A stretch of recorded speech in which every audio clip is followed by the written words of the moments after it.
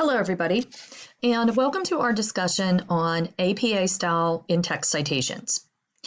So at this point in the research paper, hopefully you have selected 5 credible sources that are both of quality and relevant to your research topic.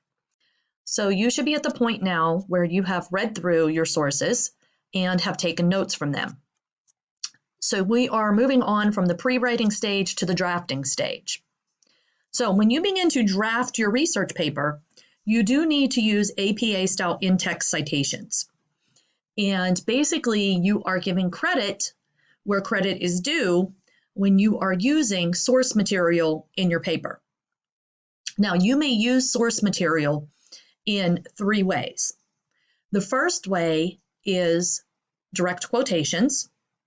The second way is paraphrasing, and the third is summarizing. Now, regardless of which of those 3 forms that you use in the paper, you have 2 options on how to put in the citation. Okay, one is a signal phrase, and it is where you include the author's name and an appropriate verb in your sentence, and also the date of publication. Remember, we are using APA, not MLA. So the trick to APA is year of publication.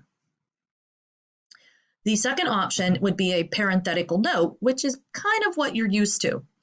And this would come at the end of your sentence, in parentheses, where you would provide the author's surname, followed by a comma, a space, the year in which the source was published, and then you may or may not need to have a page number or paragraph number. But we'll get to that in just a few minutes.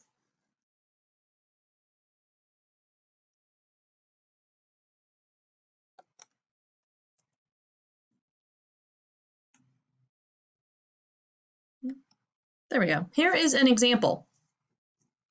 The first one is a signal phrase. You could actually say, according to psychologist G.H. Edwards, there's our year of publication, 1992, found that subtypes or subcategories of beliefs emerge from within gender categories. This example is a paraphrase, because you do not see any quotation marks. Now, to use a parenthetical note where it comes at the end, subtypes or subcategories of beliefs emerge from within gender categories. You can see the last name Edwards, the comma, the space, the year of publication, parenthesis, period. Notice you only use one period. You do not need another period after categories. Consider the citation part of your sentence, so you only need one period after the citation because that is the official end of the sentence. Now, here is an example using a page number. Plummer argues, you can see our action verb, that an overt pressure to conform to recognized norms of masculinity typically begins at a very young age, with boys discouraging one another from being soft or artistic. Now, notice the words soft and artistic are in quotation marks. So those are words being used by the author, where the rest is a paraphrase. So we have our author, there's our year of publication, and then there's our page number. So this is a signal phrase. And you notice we do lowercase p period space 18. Now, you can also use a parenthetical note, and you can see where you would have in parentheses, Plummer, comma, space, 2001, comma, space, little p, period, space, 18, parenthesis, period.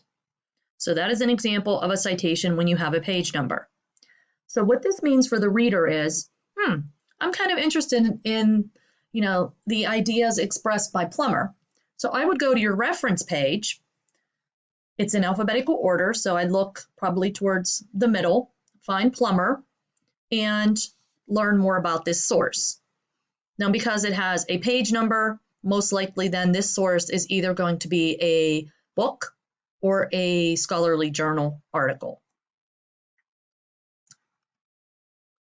Now, when you do not have an author listed, you use the first few words of the reference list entry, which is going to be the title instead. So here's an example where there is no author. You notice the first few words of the title. The words are in parentheses. Notice the comma goes inside the parentheses. Year of publication. Oops. And this was taken actually from 2 pages. So if you are creating a paraphrase from information found on 2 pages, or maybe, it was at the bottom of one, continued on the next, you use a double P period and then put the range of the pages. So you want to be sure you're including a page or a paragraph number when borrowing specific information, but not when summarizing an entire source. So you don't need that if you're summarizing an entire source from start to finish. Make sure you are relying on Chapter 19 to create your reference list and to also help you with your in-text citations. You should have an abstract for your paper, but you may eliminate headings. If you notice the sample paper in our Writing Matters textbook, there is a methods, results, discussion. That is for original research studies, okay? The abstract is simply an overview of your paper. You are basically summarizing your research and to show that this is an informative paper based on sources.